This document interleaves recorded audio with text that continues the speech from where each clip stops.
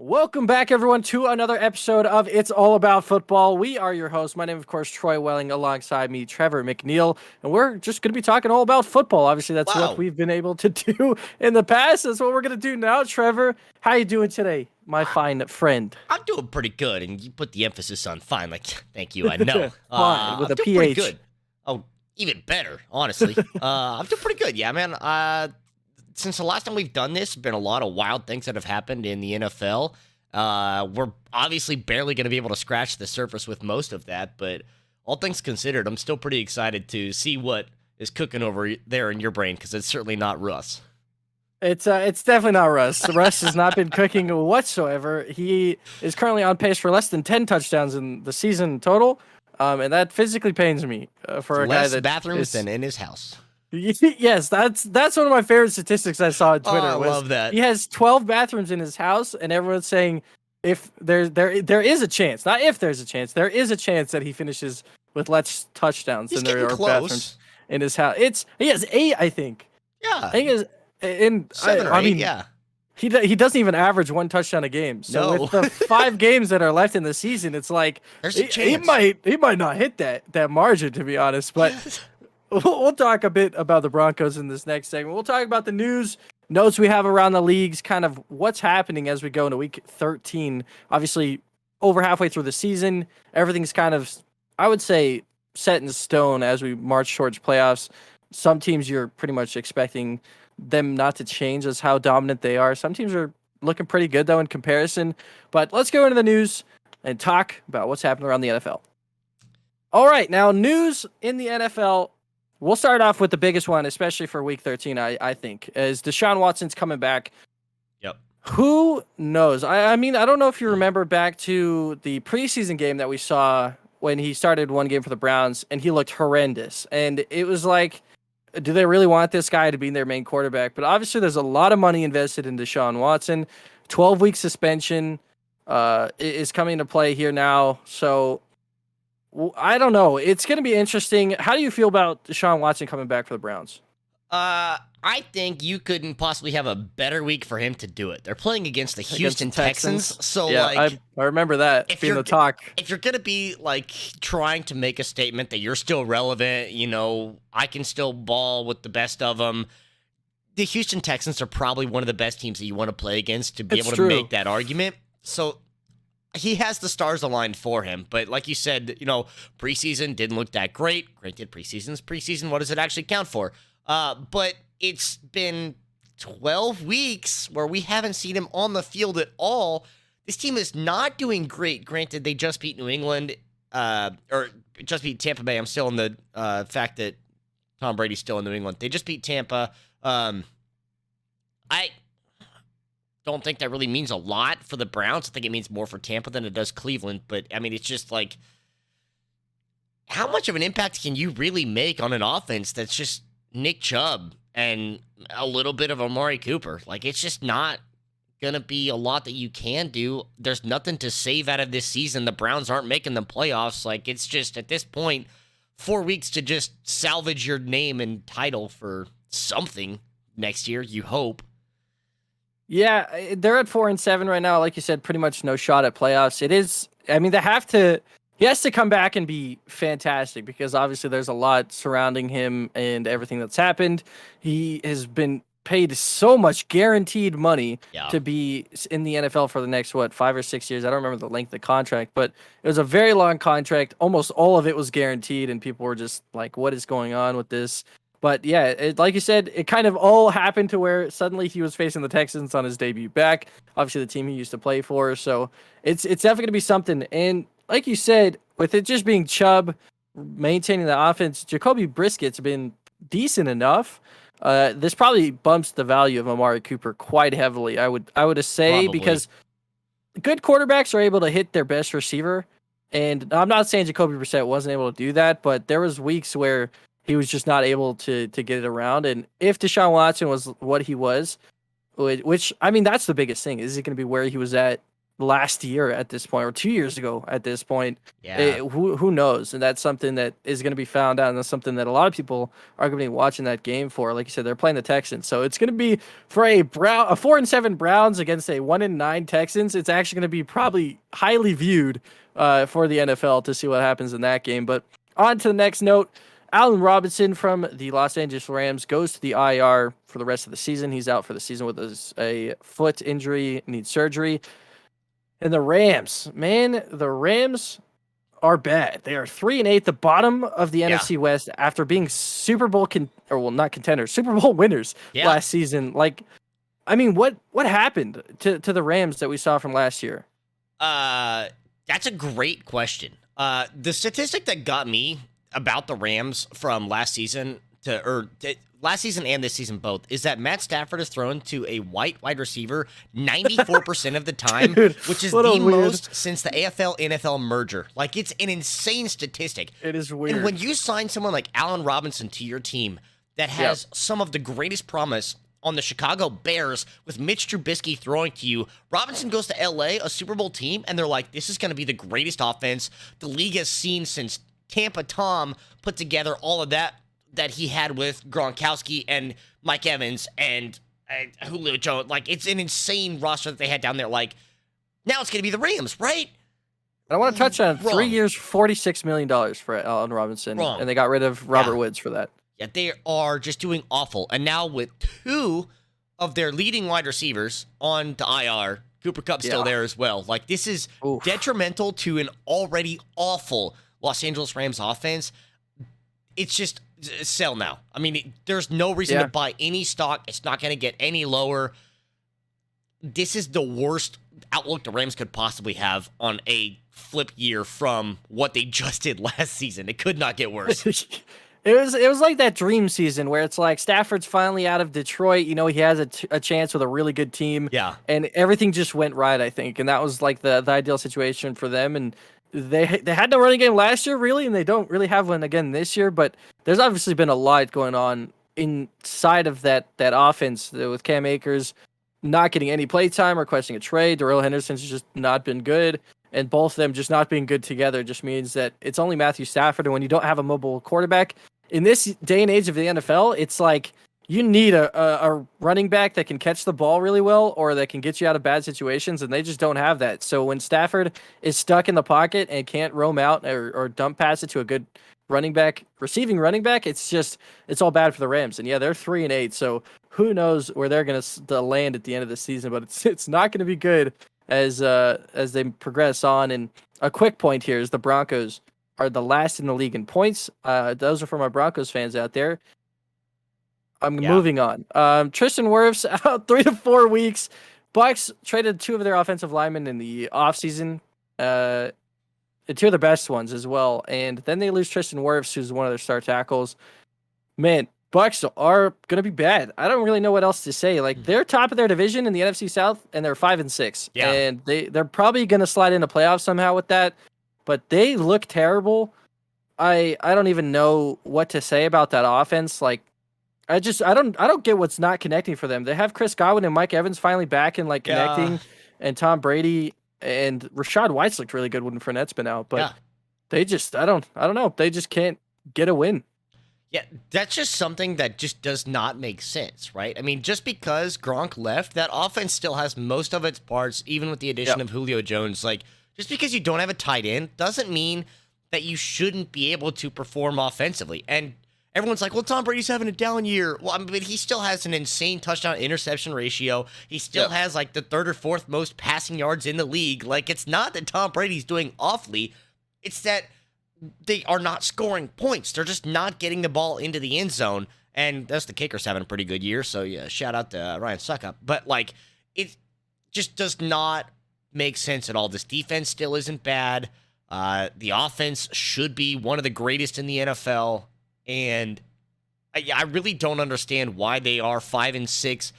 I don't know why they're in first place in the NFC South, because the South is trash. But it's like, what more do you have to do to be able to get and convince me that Tampa and Tom Brady are still an elite Super Bowl contention team? And granted, when you look at the rest of the NFC and the teams in that, it's like, okay, well, maybe they actually have a pretty decent shot to actually make a playoff run because the NFC, I don't think, is that good outside of the anomaly that is the NFC East. But it's just such a weird thing that's happening with Tampa, and there is no answer for it. Like, it just, there's no explanation, there's no excuse.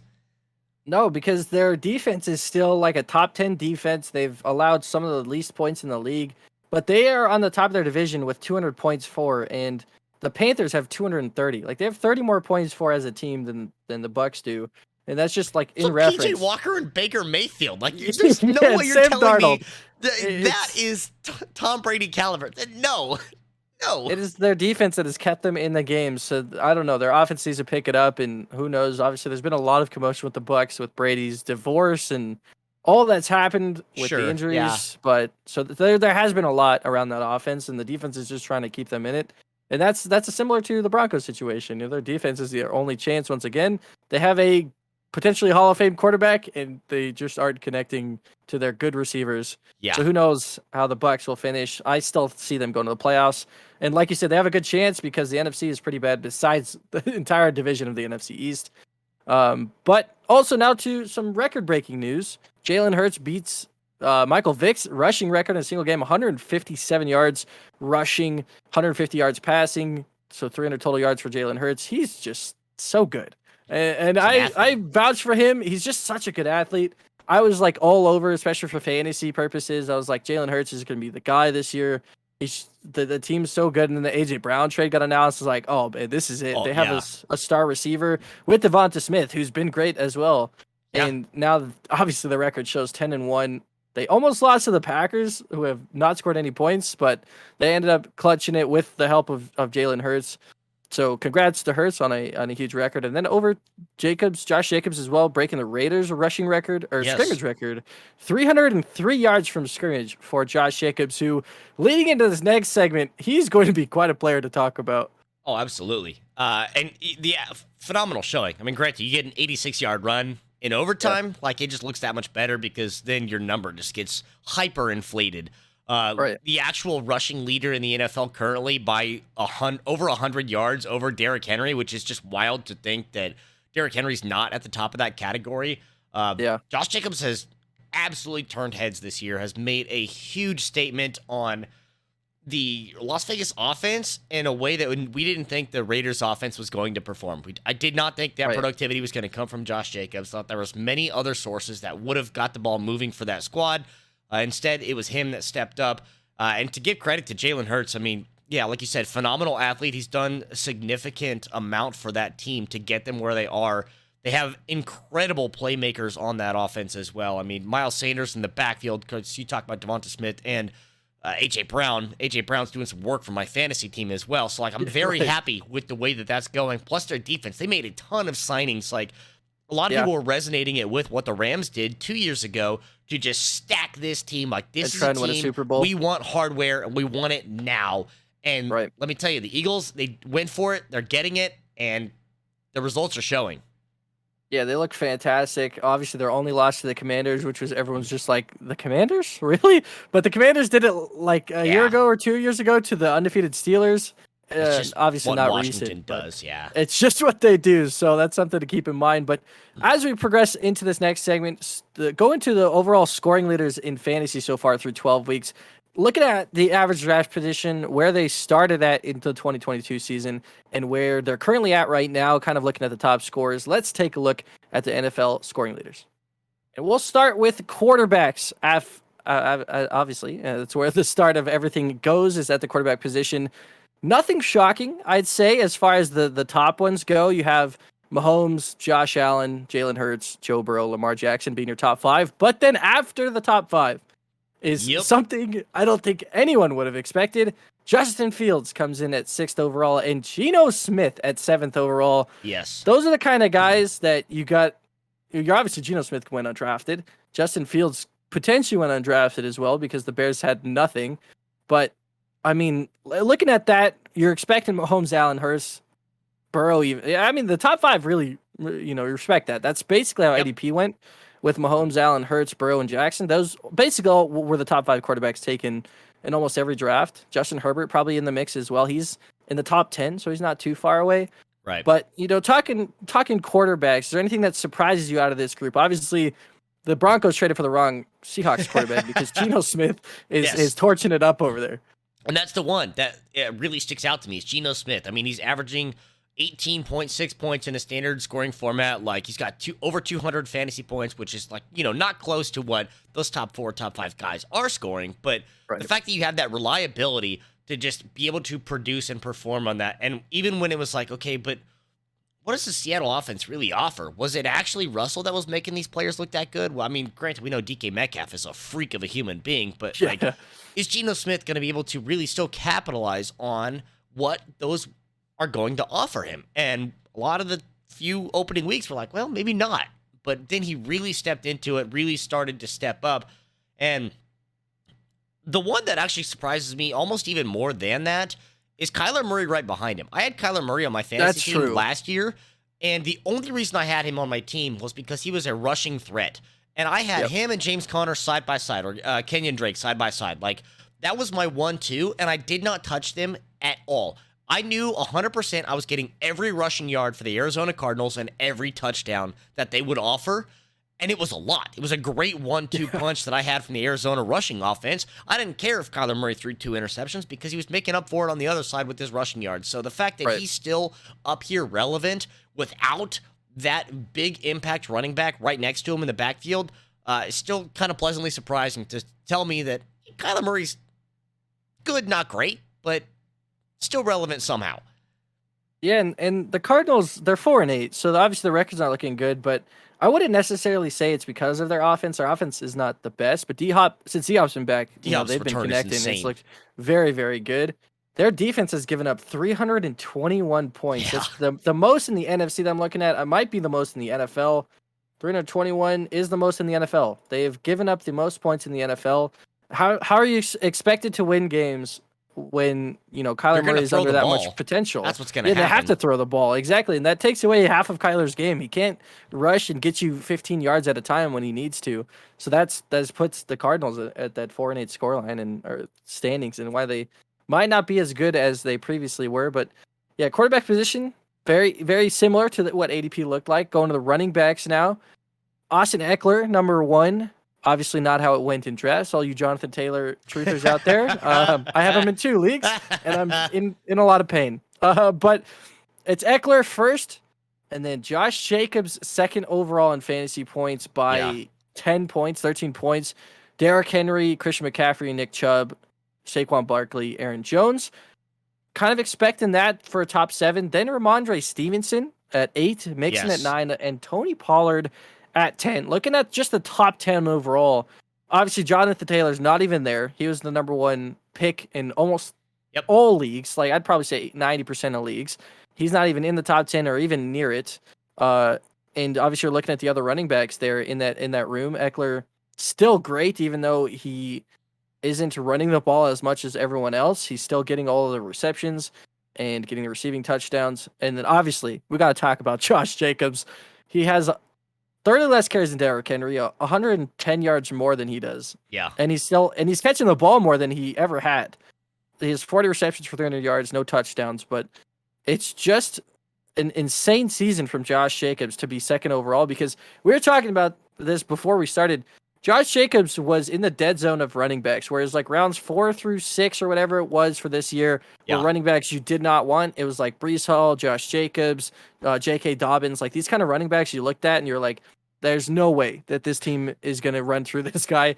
Because, I mean, we look at the Raiders, we already talked about it. Devontae Adams, Darren Waller, Derek Carr. Devontae Adams and Derek Carr like love each other. Right. And they went to college together. So you're expecting something there. And then suddenly Josh Jacobs just breaks out of nowhere, seemingly, because I wouldn't even say it was like the first half of the season. He just kind of started slowly becoming a beast. Yeah. It was like 3 or 4 weeks in where 4 weeks. So finally really started to step up and be like the prominent back, the prominent offensive producer for the Las Vegas Raiders. And like I mentioned earlier, Darren Waller, Devontae Adams, like you get these additions and you put them in your lineup and you're like, wow, this is going to be a great offense because these two are going to do incredible things.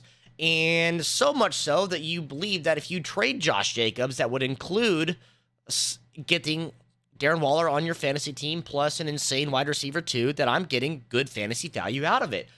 And then lo and behold, I find out that Josh Jacobs is actually just going to keep doing that week after week after week after week. And Darren Waller's going to go to the IR. And now I look like an idiot because I traded Josh Jacobs for a guy on the IR and a guy that I've already dropped because he did nothing. So, hey, I got rid of Josh Jacobs for free. But it's wild that Josh Jacobs is doing so well. And the fact that Jonathan Taylor's not even there. But one of those names you did mention, down there, number 8 for New England, Ramondre Stevenson. Like, that's such a wild name to throw out there in a double back offense where you have 2 running backs that are moving the ball. And granted, one gets hurt. Damian Harris has been out for a while, but like Ramondre Stevenson stepped up like an unexpected amount to help get the ball moving for New England. Their offense has not been great. They have not moved the ball well. That's why they have had so many difficulties. That's why they are on the outside looking in for the playoffs. But Ramondre Stevenson has done everything in his power to be like, hey guys, I am a relevant running back. I'm a relevant fantasy running back for sure, and is moving the ball on both sides, running and receiving. And I cannot give enough credit to him because, well, he's on my fantasy team too. So like a little bit of bias there, but I am very happy with the fact that I got Ramondre Stevenson in the draft very late. Great value. Yeah, that's something in our videos we talked about on our mock drafts. We're like, why get Damian Harris here at like the 8th round or something like that when you can get Ramondre in the 10th or 11th round, which at the start of the season, they're like, this guy's going to be James White. Like, this is going to be our main receiving back. And it was not like that. You started the first 2 games, 2 receptions for 2 yards, 1 reception for 4, and you're like, yeah, this sucks. This is not at all what I signed up for.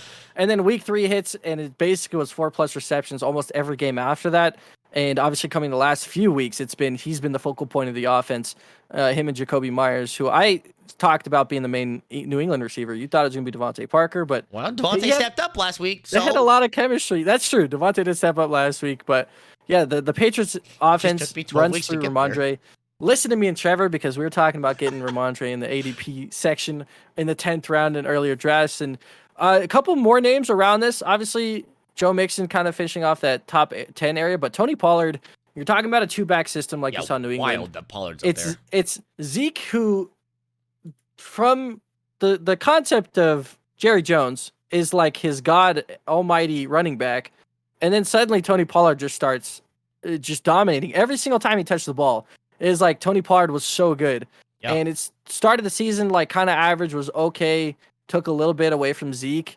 And then, like, the last 5 or 6 weeks, he's had 10+ carries, and then now they're really just, I would say, transitioning over to Tony Pollard because of Zeke's contract. I don't know how much longer he has on it, but Tony Pollard looks like to be that guy. And Jamal Williams, 12th overall in running backs. Insane. Like, 13 touchdowns. He's not even running back 1. That is the most in the league right now for running backs. And Nick Chubb has 12.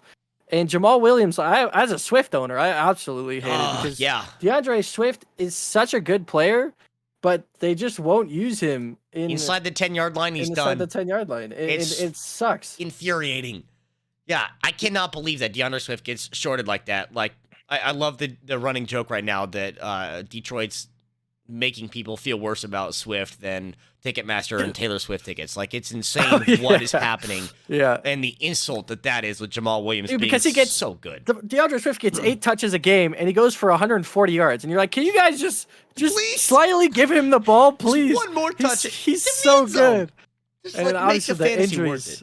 The injury stopped him a little bit, but Jamal Williams, I mean, he's doing his job. He's that big back that keeps just punching it in. So that's another surprise there. The rest of the running backs around that area kind of expecting Kenneth Walker, who obviously didn't start the season as the top dog and then slowly transitioned because of the injuries in Seattle. I would say my best waiver wire pickup that I've gotten throughout the season. He's been so incremental to my team.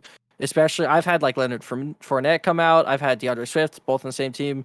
So I'm like, I need to plug in Walker, and he's been so good when I need him every week. So yeah, it's a very nice waiver pickup. That's something you got to look out for. And Dameon Pierce, kind of in that top 15 as well. We were talking, obviously, he got a lot of hype towards the end of the draft season, but I mean, he's decently lived up to it. The last 2 games has been horrendous, but besides that, he's done pretty well, and he's looked pretty good. So running back room, a little bit of a mix up there, but pretty much, I would say, on track for most of the running backs there, besides like a couple of the names we mentioned.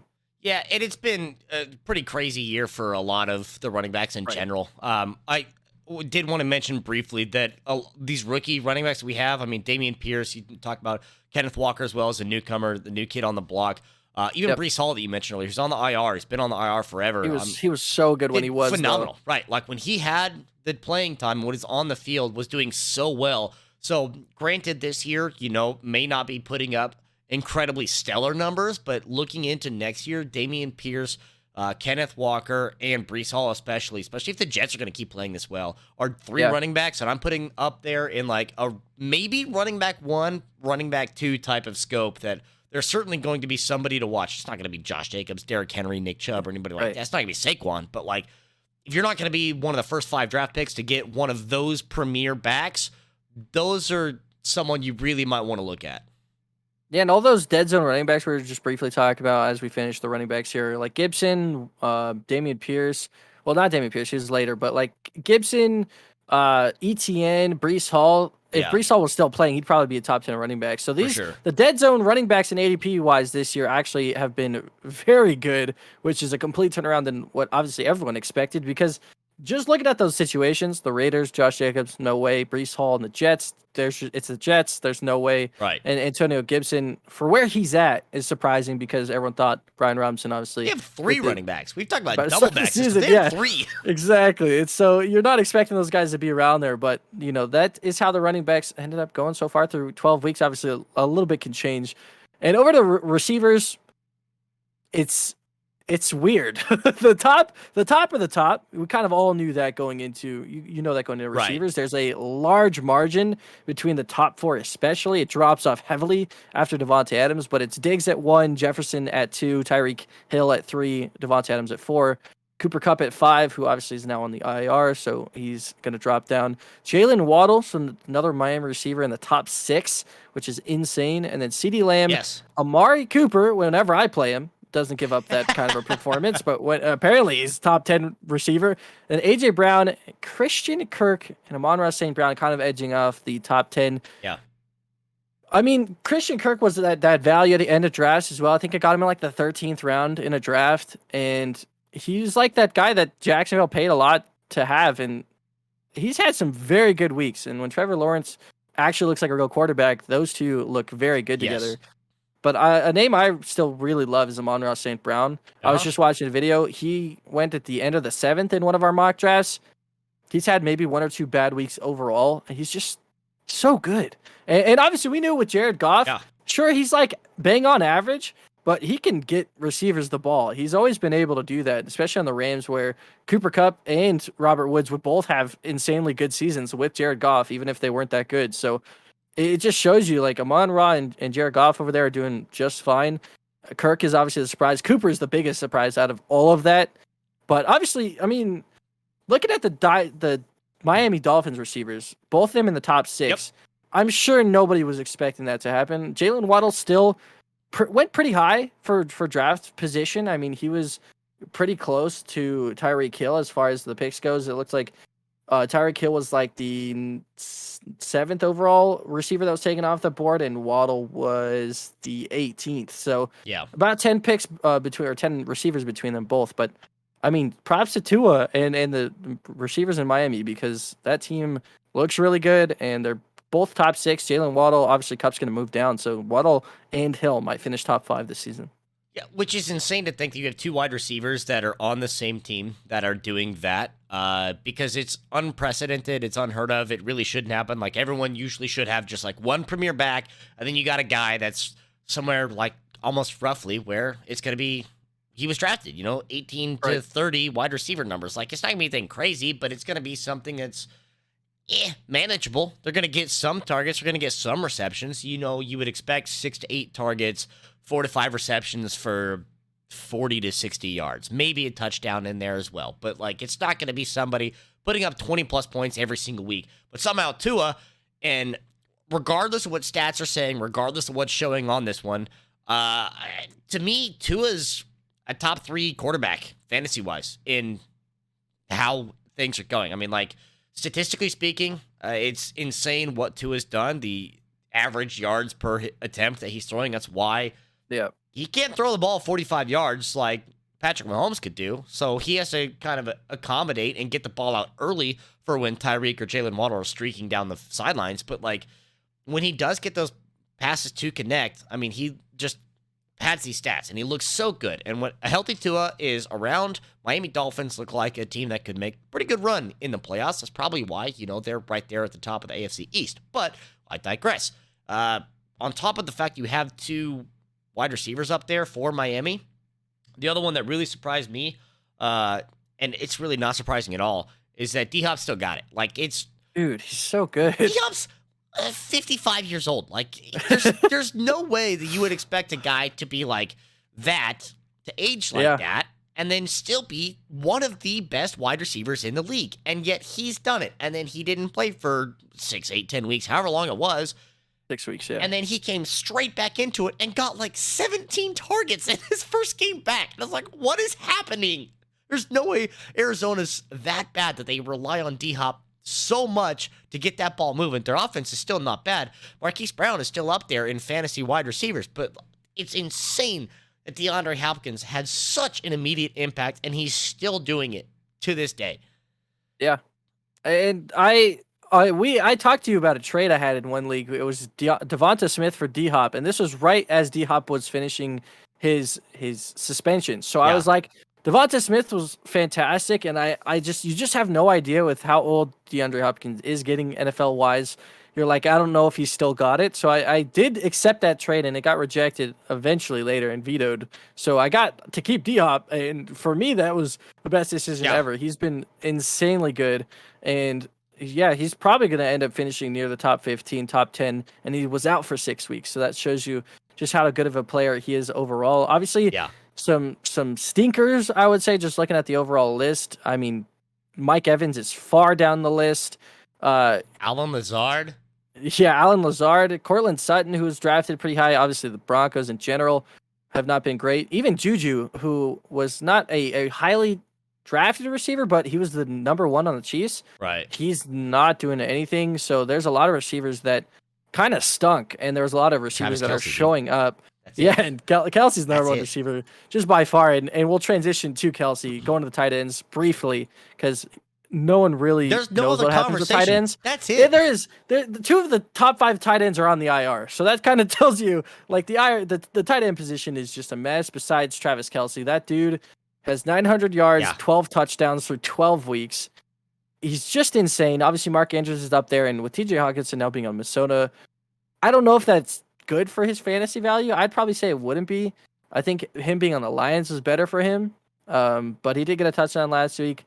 And then it goes like Zach Ertz, Dallas Goedert, Kittle's finishing that list 7th. And then Njoku is probably one of those wild tight end picks that you take late that was pretty good. But with tight ends, it's just so back and forth. It's so hard to just have a good list. I mean, even Juwan Johnson, who, if you follow him on TikTok, legendary, he's actually had some crazy good weeks. Yeah. But tight ends, it's just like, it's Travis Kelsey, Mark Andrews, and you just take a flyer after that. And even Dalton Schultz, that's probably the biggest one I don't see here.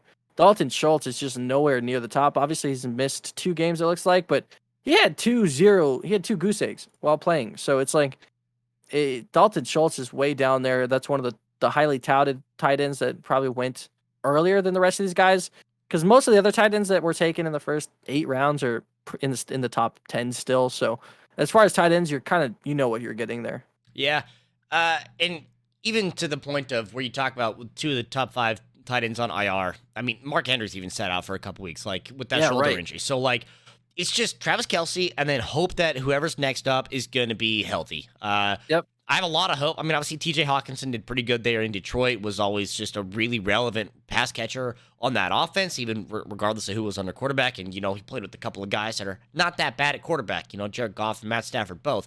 The fact you sent him to Minnesota with Captain Kirk, I think, gives him an even higher upside, and I think it's going to increase his value on an offense that's just outright better.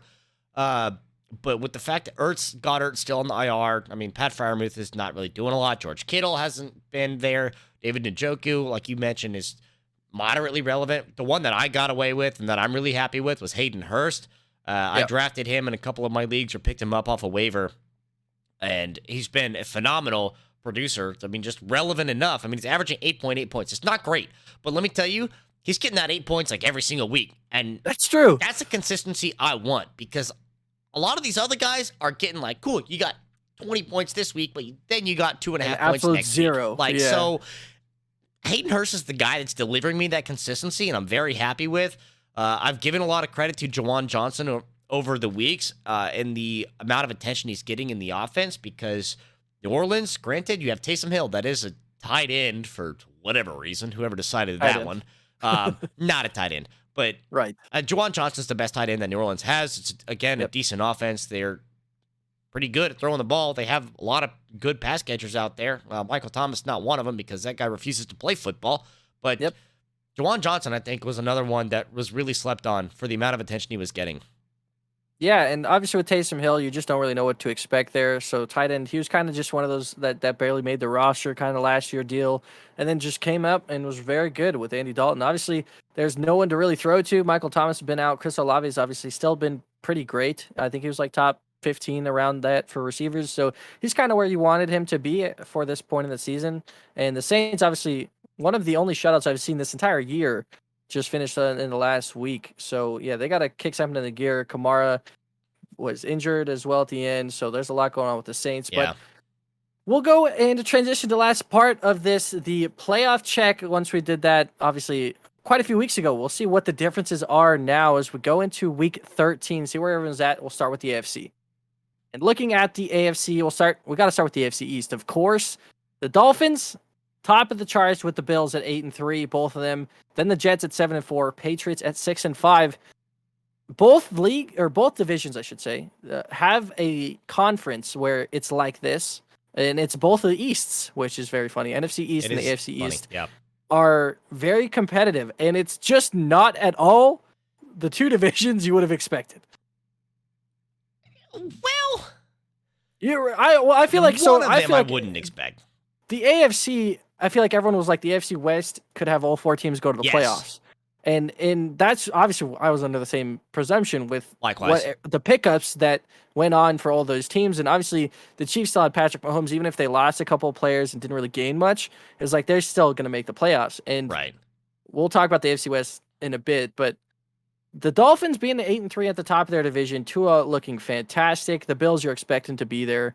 Josh Allen's had some Josh Allen-esque throws that have made people be like, okay, he's still great, but I don't know what that was. But the Jets at 7-4, highly led by Joe Flacco, not at all by Zach Wilson, and a little bit by Mike White. So the Jets at 7-4, their defense has been incredible, actually. 196 points against. It's one of the lowest in the league, which is insane. And is exactly why they're still in contention. And obviously the Patriots, who have been not great, also has just always been a defensive team. So they're just along the top teams and the top teams defensively. But yeah, that division's is very interesting, because if you had to predict someone winning this division, or maybe two teams to make the playoffs, who are you choosing? Out of the AFC East, there's three teams that are going to make the playoffs definitively. And it's think the Jets are making it. I don't think the Jets are going to end up to make it. Fair enough. So I really think that if I'm having a team with four teams make the playoffs, I think that I hate to say it, it's probably not going to be the NFC. I think the AFC East actually has a better chance of making four teams making the playoffs than anyone in the NFC does. But I think the Patriots actually would slide in over the Jets. They have a double head-to-head advantage. I mean, they beat the Jets twice. They beat the Jets like 16 straight times. Like, it's an insane number that the Patriots have over the Jets, regardless of what's going on with that team. They still beat the New York Jets, and couldn't be happier. Go Patriots. It's like, which is funny because I'm wearing a Travis Kelce jersey. Right. Of course. I don't think that it's going to really come to fruition too much. I think it's just unfortunate that you have that many more teams in front of you that are going to make the playoffs, and that's the only thing that's currently hindering the Patriots. They have the head-to-head advantage over the Chargers. They've got head-to-head over the Jets, but they're still on the outside looking in because of the record. But I still think that the Patriots will find a way to edge out to get in over the Jets, and that's more likely. The problem is you have to get in over the Bengals, who now will be having Jamar Chase return, so that's going to make the Bengals just that much better. So you got to rely on the fact that somebody else in that division for the Bengals is not going to be relevant enough to compete. Yeah, and we'll do the AFC West last. I feel like that's an easy one to talk about. The Yeah. AFC South, just horrendous to watch any single game in this AFC South division. Titans at 7-4, then the Colts at 4-7-1, Jags at 4-7, Texans 1-9-1. I mean, it's pretty easy to say the Titans are the only decent enough team to make it out of that division. I don't know what's going on with the Colts, but they are just as bad as the Broncos are, and that is saying something. Obviously, we all saw that Thursday night football game that was one of the worst ones I've ever watched. That finished 12-9 in Banger. overtime. Only kickers scoring. It was wow, what a game that was. But yeah, AFC South pretty predictable. I don't think there's a whole lot to talk about. No. I mean, Texans are still looking for a quarterback. Well, they'll probably find one in this next draft. Jaguars look a bit better. Trevor Lawrence is a little bit better, and their offense is looking nice. But the biggest thing about that whole division is the Colts' offense is horrendous. They fired their head coach, which Frank Reich, I feel like, has always just been a really good head coach. So I feel like that still has a lot of questions. Yeah. And people are still like, why is that the decision when Matt Ryan's throwing 140 yards a game on 45 passes? And it's just, it could be bad coaching, but yeah, the Colts are just not doing it. Yeah. Titans easily finished that one. AFC North, the Ravens and Bengals, both at 7-4. Same contention we saw basically last year. And the Browns and Steelers both at 4-7, so they're probably out of the count. We'll see. I mean, if Deshaun Watson pulls some miracles and the Ravens Bengals lose, but probably seeing both of those teams make the playoffs. I would say Ravens and Bengals both looking good this year once again. Both very young, amazing quarterbacks. You don't buy it, okay? So what are you expecting out of the Ravens and Bengals? Because right now they're both tied at 7-4, right? Baltimore Ravens have the head-to-head advantage over their Week 5 victory against Cincinnati, 19-17. Looking at the Ravens' remaining schedule versus Denver, easy win. At Pittsburgh, questionable. At Cleveland, questionable. Atlanta, Pittsburgh, and then another one at Cincinnati. So, like, they've got roughly, I would say, 500, maybe one game over 500 schedule to finish. The Bengals have an insanely hard schedule to finish. They're playing Kansas City. They're playing Cleveland. They play at Tampa, at New England, and then versus Buffalo and versus Baltimore. Ouch. The remaining Bengals schedule is absurd. Like, it's going to be so hard for them. And trust me, I would much rather see Cincinnati make the playoffs than Baltimore. But the way that their schedules is shaped up to be, rough. It's going to be so difficult for them to maintain those victories. I don't think anybody else below them. I don't think Cleveland's going to do it. And the Colts are the Colts, whatever. The Steelers. Yeah, Steelers. Right, you're right. Same. It's the same argument. Yeah, they're bad. It's the same argument. It's not going to happen. I think that Week 16 matchup at New England for Cincinnati is going to be a huge one. That's going to have the playoff implications because that's going to be the game that really makes or breaks a decision of does New England make the playoffs? Teams. Yeah, exactly. Yeah. That's basically going to be a who's going to the playoffs game, and that's going to be a huge head-to-head because they're both going to be relatively about the same win-loss. They probably might have similar win-losses at that That's going to be a huge game for both of them on Christmas Eve, Saturday. Cannot wait for it. Ooh. And I will absolutely be sitting down watching that one very attentively because that's going to have a huge impact on the playoff picture for the AFC.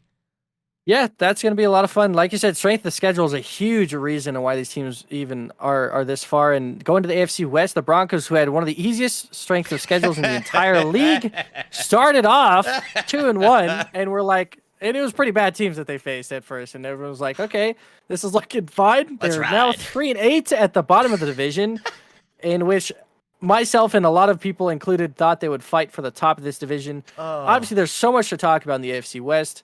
The Chiefs at 9-2, still leading it. Patrick Mahomes, Travis Kelce, they're just so good. It's nothing has changed, and Andy Reid's a genius. Even with a lack of a run game, they started adding Pacheco in a little bit. He's been 6 running backs. Good.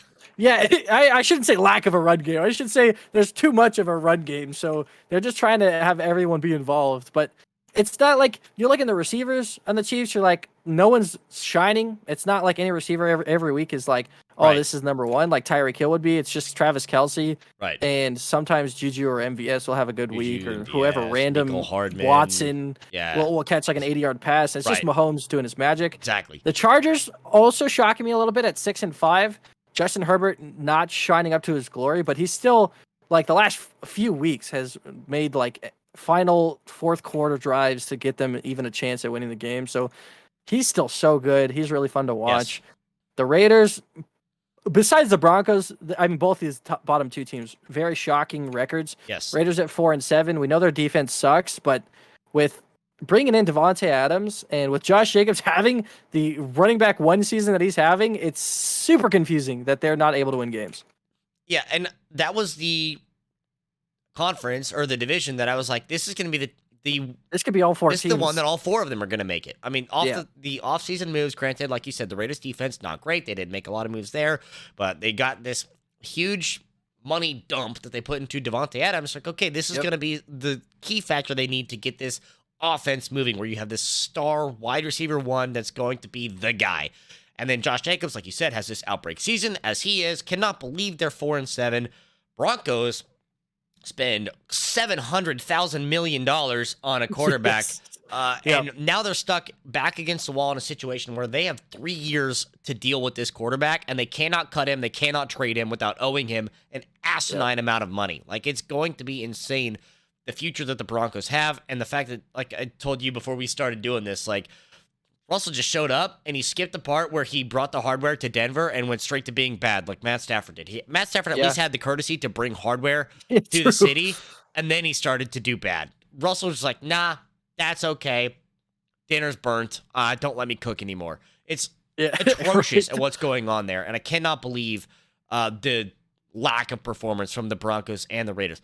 What's happening in Kansas City is not surprising. What happens with the Chargers, likewise, unfortunately, not surprising. The Chargers are a good team. They have a ton of good players, but they get injured every single season. They cannot stay healthy to save their life, and that is the thing that's really dragging them down right now. If that team's healthy, they're up there at so good. 8-3, maybe pushing a 9-2 type of record. Like, that's a really good team, I think, that's just missing out because everybody's hurt. Yeah, and I remember I made a video on the Chargers team and, like, obviously the AFC West in general, because kind of made a cover of that and was like, wow, the Chargers, you know, their players are super good. We'll see what they have in store. Let me bring up this graphic. So they re-signed Mike Williams. He's obviously been injured quite a lot, so injuries stay in that. But they got J.C. Jackson, one of the best corners in the league. Insane. They got Khalil Mack, one of the best offensive linebackers, one of the best linebackers in the league, or defensive ends, whatever they're using them as. And the injuries have just stopped them from being able to do anything. And they're still 6-5, so they're still better than these bottom two teams. And, you know, talking about the Broncos, as a Broncos fan, it started out as like, wow, this coaching is horrendous. This play calling is really bad. It's now, to me, it's just like, I don't know what happened to Russell Wilson, because he can't throw a ball past like 15 yards. And that was all he was known for with DK Metcalf and Tyler Lockett. Yeah. Is like, he has the kind of guys that have that speed too. Like KJ Hamler is very fast. They have Jerry Jeudy and Cortland Sutton, who are both good route runners and good receivers in general. Like, these guys are open. And I remember seeing a video that was like, I don't remember who it was on the team. It might have been KJ Hamler, but he was like wide open in the end zone, and he slammed his helmet in the ground. Yeah. Russell Wilson's not even looking near him. I would have won him the game. Like, I don't know. Yeah, right. It was in the fourth quarter and overtime, I think, and it was just like, what is going on in Russell Wilson's head? And there's so many changes that have to come in next year, because, like you said, there's a long contract on Russell Wilson now, so the Broncos have to figure it out. I think the whole coaching staff's got to go. Defensively, they've always been good, at least for the last like 5 or 6 years.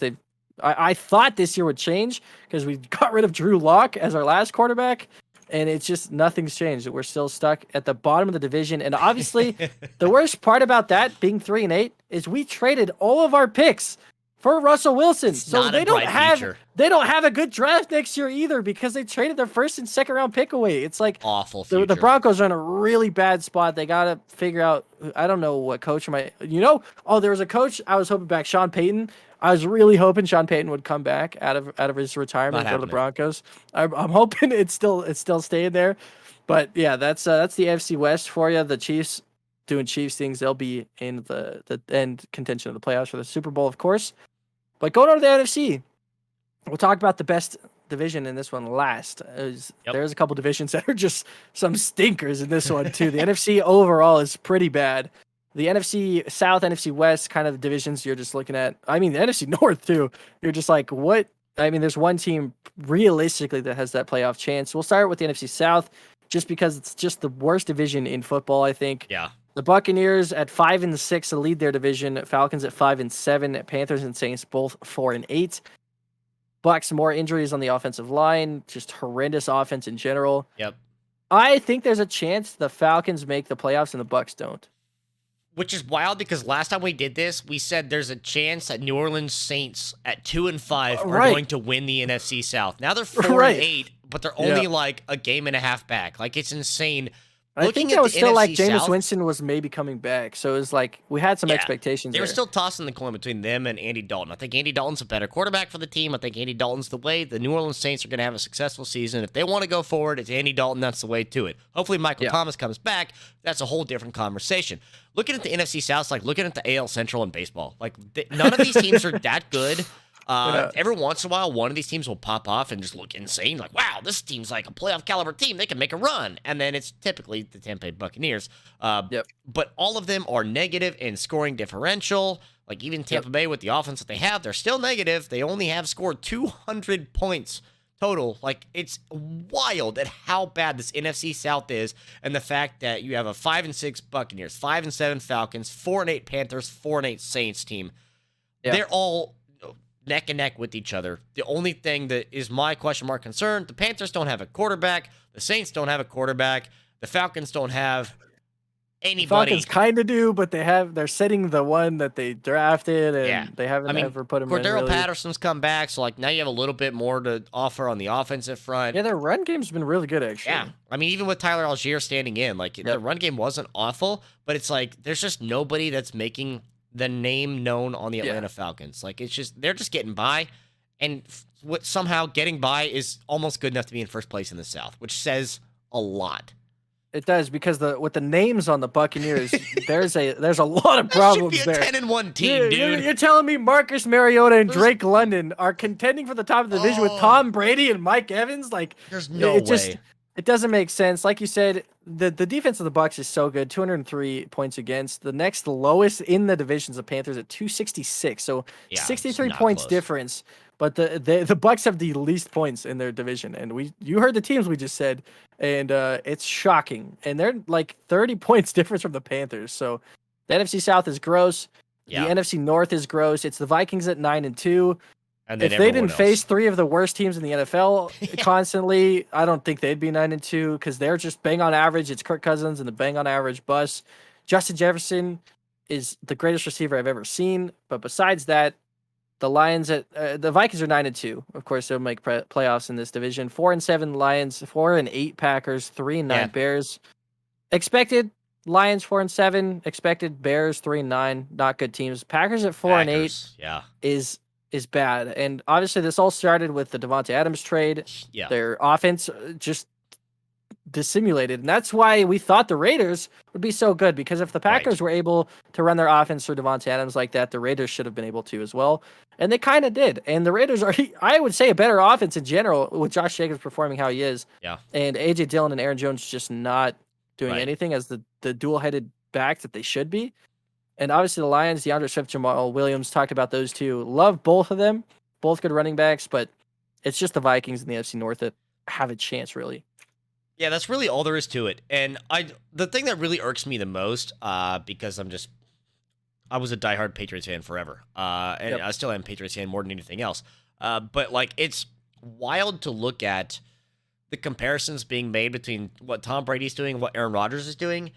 Like, I've watched highlights of Aaron Rodgers. I've watched games of Aaron Rodgers where they were in the red zone, and that man threw 3 interceptions inside the 20 or in the end zone in one game, and has the audacity to throw his arms up in disgust or surprise. And it's like, you are the quarterback. You threw 3 picks, and it's like, oh my God, dude. You're a Hall of Fame quarterback. It infuriates me that Aaron Rodgers is playing so poorly as one of arguably the greatest quarterbacks of all time. People are going to make conversations and points about that, but he's playing so terribly this season, and there's no way to think that the loss of Devontae Adams has impacted a guy. The same conversation, this is where I'll draw the likeness with it, the same way Tom Brady losing Gronkowski, there's no way the loss of one guy is going to make that big of an impact. Granted, though, Brady's doing significantly better than Rodgers, because he's at least in the playoff chase.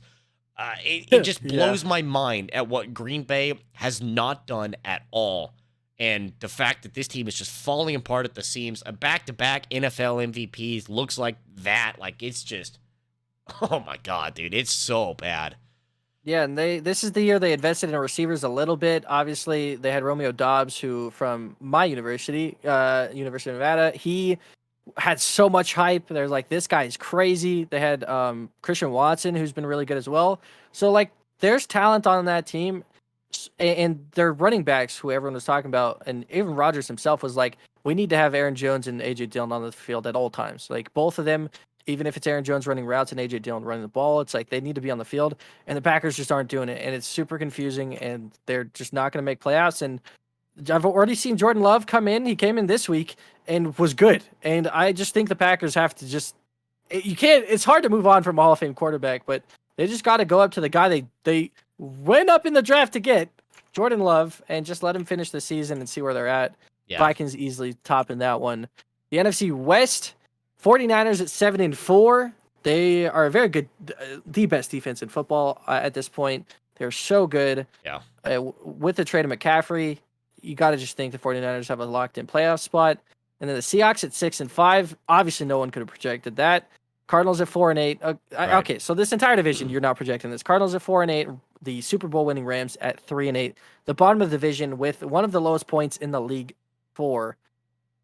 And it's just, you just have no idea how this ended up like this. Like the Rams won a Super Bowl. Obviously, now both losing their highly touted receivers to the IR, but they were 3-7 before that, or 3-6 before that. It's like, they've been bad with those receivers. So, and the Cardinals have D-Hop back, so they've looked a little bit better, but their defense is horrendous. And obviously, the biggest talking point is the 6-5 Seahawks. Yep.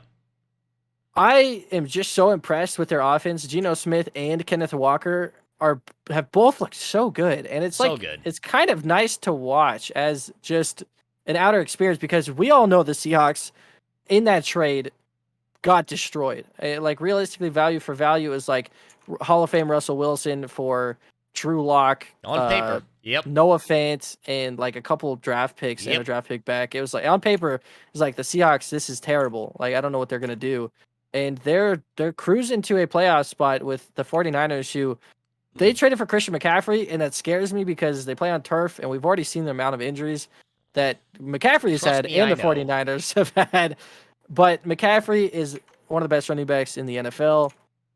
If he can just stay on the field, that team is so good with Deebo Samuel as a second running back and a great receiver. And Trey Lance, obviously, he's been out, and Jimmy G's been carrying the way. But when Trey Lance comes back, too, I mean, that 49ers team is going to be really fun to watch next year.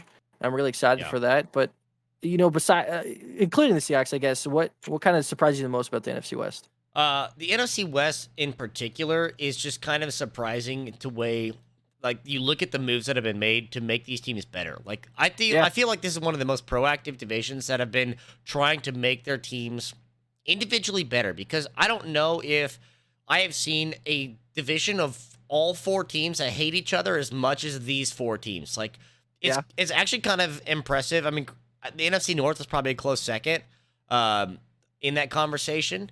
But the NFC West, like all 4 of those teams hate playing each other, but they play each other so damn well. Regardless of who's on the roster, regardless of how their season's going, the Rams could just as easily take a game off the 49ers. Like, it's just because that's how the NFC West goes. And I love that smash mouth football that those teams play when they play against each other all the time. The fact that Geno Smith is doing what he is, the fact that the 49ers had another quarterback step in and still lead them to what they're at, there is that concern of playing on turf. Can't wait for the NFL to get rid of it. It is on the horizon. Either. It's happening soon. But it's very concerning as a player, as a person that has drafted Raheem Mostert, has drafted Elijah Mitchell. Yeah. Trust me, it hurts seeing it happen every single year. As soon as CMC got traded, I was like, I give him 6 plays and he's done. Yeah, I did too. I was like, there's no way. His knee is just going to completely disintegrate. That's it. It's over. It's chalked. But as long as he stays healthy, as long as this 49ers team stays healthy, they're a really solid contender coming out of the NFC. And I think the Seattle Seahawks are actually my other team that I'm going to see leapfrog one of these other squads that's in the NFC East to actually take away that last playoff position. Yeah, because the Seahawks are scoring a lot of points. Like Uh-huh. one of the top in the NFL. Like their offense is so good. Obviously, their defense is the reason they're losing a few games, but they can score points. So if they can just hold it down on the other side, they really could have a chance in the playoffs. And for everyone that is a Seahawks fan or isn't, you're just that's exciting. Like this is a underdog team that lost their starting running back as well, Rashad Penny, and they had to go to their draft pick in Kenneth Walker, who Yeah. they obviously did draft with the draft capital, but they didn't want to use him that much this early, but he's been fantastic. Geno Smith has always been that backup that's everyone's been like, yeah, he's a great backup. If he could be a starter anywhere, that's kind of always been his thing, and you can see that now. And the 49ers are like the Chargers to me of the NFC, where it's like, if they're injured, man, do they suck. But their team is so good on paper, and they just need to connect the dots, and the 49ers are doing that this season. Chargers barely off of that NFC, or barely off that AFC playoff spot potentially as well. But now going to what is the best division in football. No, it's not anyone you would have expected. It's the NFC East. The Eagles, Cowboys, Giants, and Commanders all over 500. The Eagles losing their undefeated streak to the Commanders, the team in their own division. So they can only be beat by the best teams in their division, of course. Right. 10-1. The Eagles are just so good. The Cowboys at 8-3. I don't really know how they're there. I can't lie to you. But the Giants at 7-4. Commanders at 7-5. This whole division, besides the Eagles, I mean, including the Eagles, they're 10-1. You're not expecting that kind of a record. This whole division is just wacky because the Giants were 6-1. They were phenomenal. Now they're 1-3 in their last 4. They're starting to go down a little bit. The Commanders with Taylor Heineke are making strides in beating the Eagles, who are undefeated, and the Cowboys, who had Cooper Rush for most of the start of the season and were winning, and now transition to Dak Prescott and Tony Pollard, basically. It's crazy how this division is stacked up. It is, and the reason I think it looks so impressive now, they all have the winning records. They're the winningest combined conference or division in the NFL currently. At least they were going into last week. I don't know how that changed over a week. I didn't do the math for it. It'll still be the same. Somebody else, but I would imagine they're still, up there as the winningest division. There's a lot of games to be played yet between these teams, and I think that is why the Seattle Seahawks are going to slide in and bump one of these out, and that's why I still give the edge to the AFC East of having a better chance of getting 4 teams in. I got more faith in the Seahawks, but you look at the schedule of the NFC East, the Washington Commanders this weekend will play the New York Giants in New York, go on a bye, and come back and play the Giants again. Like, it's back-to-back right there. So I'm going to take, that's a 1-1. Then they have to go to San Francisco. That's probably another loss. Cleveland, coin toss it. Dallas, probably another loss. Like, the Commanders do not look too great, but on the same side, it looks worse for the Giants. Washington, again, 1-1. I'll give them credit for 1. Versus Philadelphia, probably a loss. So they're 1-2. At Minnesota, probably a loss. 1-3. Indianapolis, sure, they'll probably beat them. At Philadelphia, that's like a 2-4 record the Giants have coming up in their last 6 weeks. Yeah. And just does not look good for the Giants at all, which is surprising that I'm going to give credit to the Cowboys and the Commanders to make the playoffs over the Giants. No, I agree completely. And the only good team that Giants have beat in their last 6 games was the Ravens, and they beat them 24-20. They beat the Jaguars 23-17, barely winning. And they beat the Texans. So, they've had some really terrible teams that they were able to beat. And their strength of schedule has been very easy. And they've even lost to teams like the Jets. But, yeah, like you said, they faced the Eagles twice in their next 6 games. That is terrible for them. They even faced the Vikings. If the Colts figure it out. But the Commanders twice, you already said. The Giants are out of it. And so, yeah, that division is going to shake up quite immensely because the Giants and Commanders could both lose out most of their games and will finish under 500. And the Cowboys and Eagles will easily slide through. So what is the winningest record division in the entire of the NFL could totally change up in the next couple weeks. That's why it's so fun to do these kind of marks to see where these teams are at, especially when we were last talking about it. Obviously, a lot has changed in the NFL. So obviously the NFC South is one we pinpointed where the Saints didn't have a great record, but were on their way up. They didn't move too much. They've been pretty average on that one. And there's a lot of teams that are switching up, especially the NFC West and the AFC West, the most shockingly. But, kind of getting your last thoughts on everything as we close out this second episode here of It's All About Football, looking at these teams going into playoffs, going into week 13. It's a fun an interesting year of NFL. Obviously, we talked about the scoring leaders. There's been a lot that's going on Yep. in every single team. There's been a lot of injuries, like key injuries and IR long injuries that have happened to a lot of these teams. But it's still been a very fun year for fantasy football enjoyers and just people that love to watch the NFL. Oh yeah. And just looking at the immediate future of what's happening in the NFL with all the players coming back, there's a ton of great matchups here in Week 13. I mean, Buffalo at New England on Thursday night. That's going to be an absolute banger. Green Bay, Chicago, they hate each other. Going to be another good one in Soldier Field. Obviously, Aaron Rodgers is playing again because, quote, he still owns the Bears. Right. Like it's still going to be a ton of great matchups. Kansas City The at 4-8 Cincinnati. Packers and 3-9 Bears. Oh yeah, how exciting! How great one! But like the KC at Cincinnati is going to be a great one as well. Getting some rematch out of the AFC Championship game. I love the Chargers at the Raiders as well. I mean, there's a ton of interdivisional matchups coming. I still am going to put a huge exclamation point down the road. Week 16 with New England playing against Cincinnati. I think that's going to have a huge impact on what is the playoff picture is going to look like here in a few weeks' time. But we got to get there first, obviously. And final thought is you got to make up your mind on what the show is called because you've called it like 3 different things now. No, it's all about football. That's the name. It was talking football last time. No. It was all about football. Maybe it was the very first time, but I've changed it. We've now it's solidified all about it. football. All right. It's all about football. It's easy enough to talk about. Let's ride to another Lost Broncos fans. I appreciate everyone for listening. My name, of course, Troy Welling. You can follow me on Twitter at Pibbcast. You can follow the wonderful co-host Trevor McNeil at Trademark Casts on Twitter as well. And we'll be back with another episode, I'm sure, within the next couple of weeks as it caters. But I appreciate everyone for listening. We'll see you next time.